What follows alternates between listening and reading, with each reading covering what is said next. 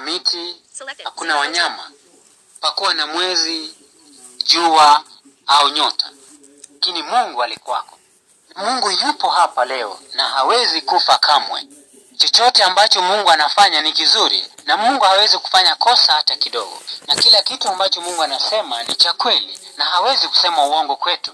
Na Mungu aliumba jua, mwezi, nyota na kila chochote ambacho kiko katika anga. Mungu aliumba milima, mito na bahari na miti na vyakula na kila kitu ambacho tunakula. Mungu aliumba ndege, akaumba samaki na wanyama wote wanaoishi. Alipomaliza kuumba, aliona kwamba kila kitu alichokiumba ni kizuri. Alafu Mungu akaumba malaika. Mungu alipoumba malaika, aliona wote ni wazuri. Walimpenda na wakamtii Mungu. Malaika wana nguvu zaidi, lakini nguvu zao haziwezi kuzidi za Mungu. Na miongoni mwa malaika wote kulikuwako na mmoja aliyekuwa kiongozi wao. Jina lake lilikuwa Luciferi. Luciferi alikuja akawa na kiburi nyingi. Akawa anatamani kuwa mkuu kama Mungu. Akawadanganya malaika wengine kumfuata, na wote wakapingana na Mungu. Na unajua kilichofuata baada ya hiyo? Mungu akatupilia mbali Luciferi na malaika wote wabaya nje. Luciferi alikuwa shetani, na wote wengine waliitwa mashetani pia. Shetani ni mwerevu na mjanja sana, lakini hawezi kuwa mwerevu kuliko Mungu. Zamani za kale alijaribu kutusawishi kutomtii Mungu, na shetani hujaribu kuwashawishi watu wengine wasimfuate Yesu, wamfuate yeye tu. Sasa tazameni katika picha ya pili. Mungu alipoumba vitu vyote katika ulimwengu, aliviona vyote vinafaa. Alafu Mungu akasema, na tufanye mtu kwa mfano wetu, kwa sura yetu. Wakatawale samaki wa baharini na ndege wa angani na wanyama na nchi yote pia, na kila chenye kutambaa kitambaacho juu ya nchi. Kisha Mungu akachukua udongo, akaumba mfano wa mtu, na akaingiza pumzi katika mfano huo, na kile kiumbe kikawa mtu na akawa mtu mzima. Kisha Mungu akapanda shamba hilo likawa shamba la Edeni. Kaweka binadamu pale ili atazame lile shamba. Kisha Mungu akamuita huyo mtu Adamu. Bustani hilo lilikuwa zuri sana, likawa na miti, matunda mazuri na matamu. Na kisha Adamu akawapa majina wanyama wote waliokuwa hapo, akaweka katika shamba hilo. Kisha Mungu akatafuta aone kiumbe ambacho kingefanana na kumsaidia Adamu, lakini hakupata kiumbe ambacho kingemfaa Adamu hata kimoja.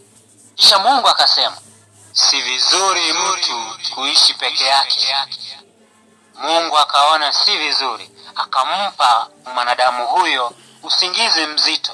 Halafu akatoa ubavu mmoja, akamfanya kiumbe cha kike.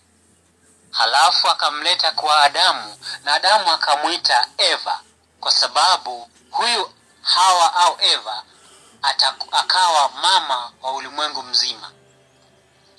Adamu na Hawa wakawa wenye furaha sana katika shamba au bustani la Edeni. Mungu alipoumba mtu, mwanamume na mwanamke, wote wakawa tofauti na viumbe vingine ambavyo Mungu aliviumba hapo awali. Kwa njia hiyo Mungu akaumba mume na mke, wakawa wanasaidiana kila mmoja.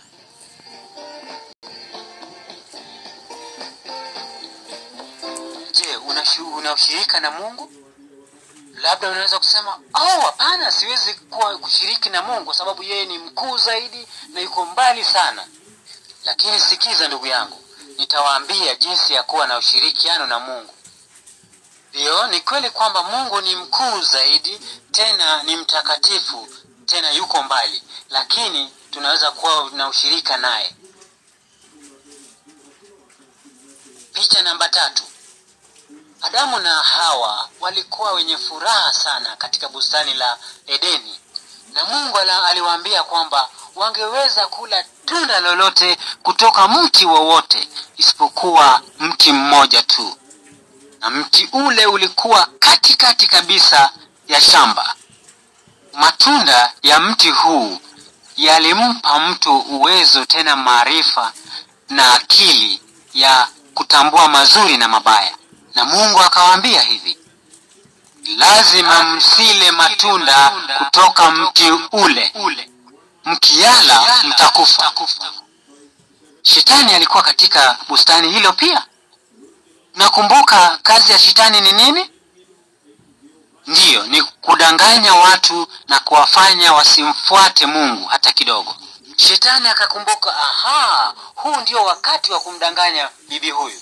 Leo tunafikiri kwamba nyoka ni wanyama ambao hawana sura hata kidogo, lakini Mungu alipowaumba walikuwa ni wanyama wazuri sana.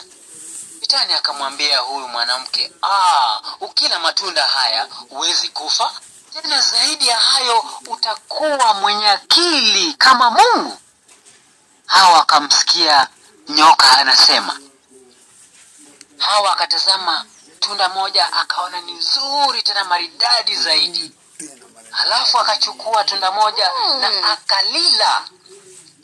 Halafu akampa matunda mengine kwa Adamu, na wote macho yao yakawa wazi. Halafu Adamu na Hawa wakaona